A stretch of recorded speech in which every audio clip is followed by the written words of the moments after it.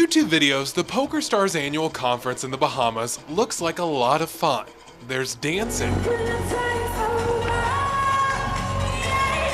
Headliners like former Destiny's Child member Kelly Rowland.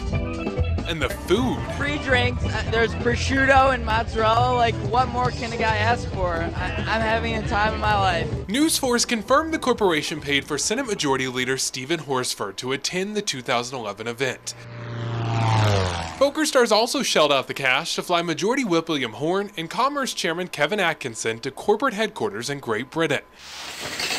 But the company lobbyist never publicly reported these trips happening. They're not doing that to find a cure for cancer because they, want to help kids with autism, all right? They're doing it to help their bottom line. Bob Fulkerson of the Progressive Leadership Alliance in Nevada has been fighting for transparency in the state for more than 15 years. He says lobbyists have become experts at exploiting loopholes in Nevada's reporting requirements. Silence and darkness and back rooms are the friends of the fat cat lobbyists. They hate it. I mean, they really hate the sunlight. In fact, a News 4 search of records detailing lobbyist gifts doesn't reveal any of the trips. They show Horsford only received $47 since 2010. But remember, he went to the Bahamas on a lobbyist dime in 2011. And in the London trip, Atkinson reports $184, and Horn rings up the highest with $254, which clearly is not enough to cover the flight. Most round-trip tickets we found were at least $1,000. Throw us a bone, just, let us know how much you're giving. It's not that anything illegal is going on here. Nevada law only requires lobbyists to report during legislative sessions. That's these 4 months out of every 2 years. Over several days, News 4 called lobbyists. No one would go on camera saying they were against the idea of year-round reporting. However, many did say they don't think there's a need to change the law. Former State Senator Sheila Leslie says she sees it a different way because of her first-hand experience. People are used to going out to dinner or playing golf with the lobbyists and not having to worry about having to explain it later. Research done by News 4's fact-finding team shows that Nevada is alone in this law. Out of the 4 other states that have a legislature that meets every other year, each one requires year-round reporting. That's Texas, North Dakota, Oregon, and Montana. Only Nevada allows for the blackout periods. There's a lot of time outside of session when those kinds of activities go on, but for whatever reason, we've decided the public doesn't need to know about that. Leslie brought a bill last session to require reporting year-round. In a rare bipartisan move, that legislation passed the Senate unanimously, but it didn't even make it out of the Assembly committee for a vote on the floor. I think there should be much greater transparency. We should have to report gifts. Pat Hickey's a member of that Assembly Committee on Legislative Operations and Elections. He says the bill failed because of a decision by Chair Tick Segerblum, who Hickey feels probably faced pressure from the fellow Democrats who went on those PokerStar trips mentioned at the beginning of this story. Because some of their own committee chairmen had behaved badly in accepting trips abroad from lobbying interests. I don't think they wanted it to be voted on. So just to make sure I have this right, you're saying even though there was a unanimous vote in the Senate, one person stopped this bill in the Assembly? The chairman absolutely controls that committee. I said it's really my fault. Interviewing over satellite from Las Vegas, Segerblum says it was a procedural issue, not political pressure, which made him decide to kill the bill. Because we were doing redistricting, we had done 2 major pieces of campaign reform law, and it just got up on the deadline and there wasn't time to really do it service. He actually thinks year-round reporting is a fairly good idea. I will promise you and your audience that next session this bill will be #1 and it will pass. Leslie also says if elected again, she won't give up on the issue. I think if the public understands the issue and starts demanding of their legislators that this happen, it can happen. Meaning if you want to know about the next expensive dinner, golf outing, or even trip to the Bahamas that a lawmaker takes, start beating the drums now. Ben Briscoe, News 4. Because Jung forgot her employee badge and had to go through the metal detector like everybody else. Something that Richer says Jung did not feel she should have to do. Should exceptions be made, and I think that she wanted that and expected that, and absolutely threw a fit when it was not. It did not end in her favor. But Jung's fit is not just one person's recollection. More alarming is what came next. News 4 obtained a memo from the Washoe County Sheriff's Office describing the situation. The memo, written by a lieutenant at the courthouse and Assistant Sheriff Marshall Emerson, explains a phone call Jung made while standing next to the metal detector, still angry about the way she'd been treated. The memo says Jung called Assistant Sheriff Emerson and told him, quote, "You know, we're going to budget. I'm not going to be too happy to provide for you guys over here," end quote. Another internal sheriff's report goes on to say about Commissioner Jung, quote, "She made it quite apparent that she intends to use her official office to retaliate against this agency," end quote. You may also remember an incident where Commissioner Jung had a run-in with Reno police last July. Jung went to a house on University Terrace to help a friend's daughter who had lived in the house. Reno police say Jung tried to enter the home, but officers had to hold her back because they were investigating a potential crime. According to these police documents, Jung had to be physically restrained from entering the home. Then she screamed at police officers, saying, quote, "I'm the effing county commissioner. It's my job." And then, quote, "F you. Don't tell me what to do," end quote. Later, after Jung slipped out of the grasp of an RPD officer, she told him, quote, "I just beat your ass. You're a blank. How embarrassing for you," end quote. In addition, we were able to obtain an exclusive audio recording made while Jung was sitting in the back of the police car following that incident. Here's a portion of what she said, again sitting alone in the back seat of that squad car. Never in my life,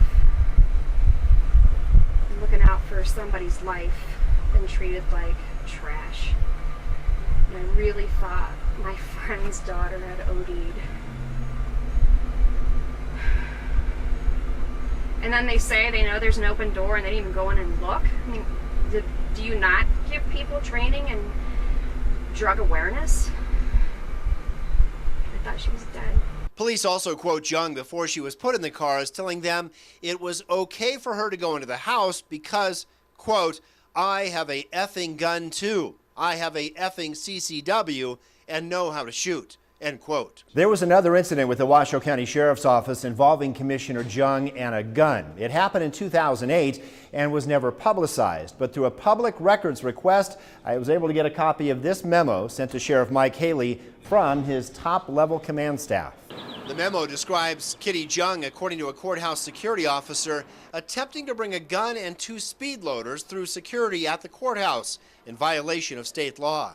The memo reads Jung raised her voice and told a sheriff sergeant she didn't need the lecture when that sergeant tried to explain she had just broken the law.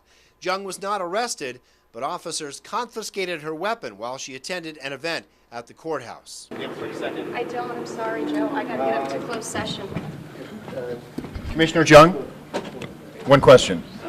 Can you tell us, do you think voters have a right to know about these clashes that you've had with police and the sheriff? Is that something the voters have a right to know about? Well, as I said in my statement, I made a mistake and carried my CCW into the court. I didn't know that that was against the law. Now there's a policy and procedure for that. Additionally, I didn't want to walk in my stocking feet nor in my constituents into the courthouse on a very cold day through wet slush, and so there's a procedure for that as well. You also threatened to cut the Sheriff's Department budget. Do you think that was appropriate after you were inconvenienced? I didn't threaten to cut it, Mr. Hart. I said that there were some training opportunities available. I got to go. Thank you. Okay, so the Sheriff's Department is lying? Actually, no, the Sheriff's Department's not lying, and the Sheriff actually just came out today and endorsed my candidacy for the city of Reno. Okay, there's a Sheriff's report that says you threatened to cut the budget. I double-checked after that interview, and the Sheriff's Office says it stands by all of the information and quotes in this report, 100%. I also checked with Sheriff Haley. He has endorsed Kitty Jung in her city council race, but he was also unavailable to speak with us this week on camera to explain why. In fact, no one from the Sheriff's Office would comment about any of this.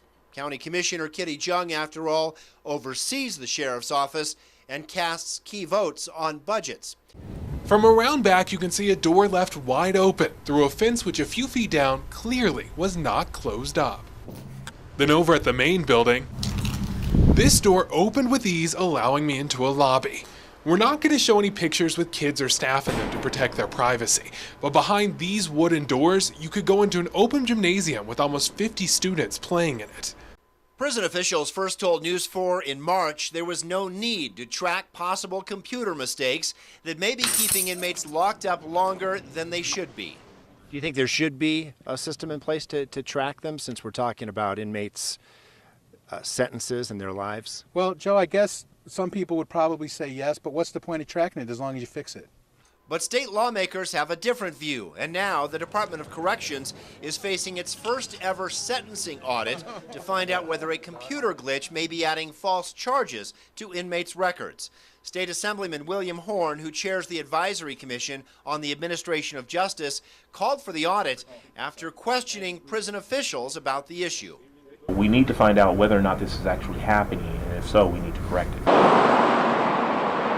Ryan's death came years after the Fallon cancer cluster was supposed to be over, but a new theory is linking recent cases like his to the 17 children diagnosed with leukemia between 1997 and 2001. Just blew me away. I was like, why do I not hear about any of this? Why do people not know what's going on? The new argument presented in a lawsuit is that chemicals spilled in the land beneath this elementary school playground, and the problem took different amounts of time to impact the kids based on their various genetic makeups. The DA's office has had the case since August 1st to do some of its own investigation and has not yet requested an arrest warrant. Why? I posed that question to District Attorney Dick Gamick. We don't do O.J. Simpson cases here. We don't go to trial on a case and wait to see what the lab's going to come up with or wait to see what the doctors are going to come up with. We go into those trials prepared. But with so much evidence pointing at the suspect, why not arrest him? I asked on behalf of Michael Boyle's family and friends. You know he shot this guy. You know he was drunk, and you know the victim was unarmed. Your office has had this case for 5.5 months now and no charges. I think what people want to know is, are you protecting for any reason? I think I've answered that for you 14 ways from Sunday. I don't know how else I can answer it. We're not going to go off half-cocked because people are concerned about the timeline. Gamick says his office is waiting on additional lab tests and also doctor's information from the VA hospital.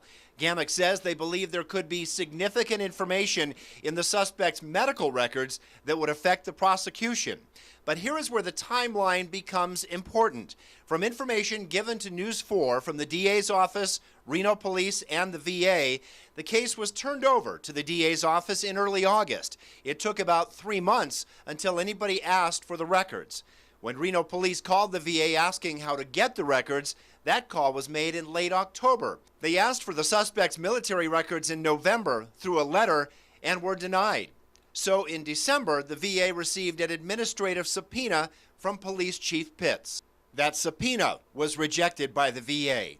And then in January, police got a search warrant for the records, which was also rejected by the VA.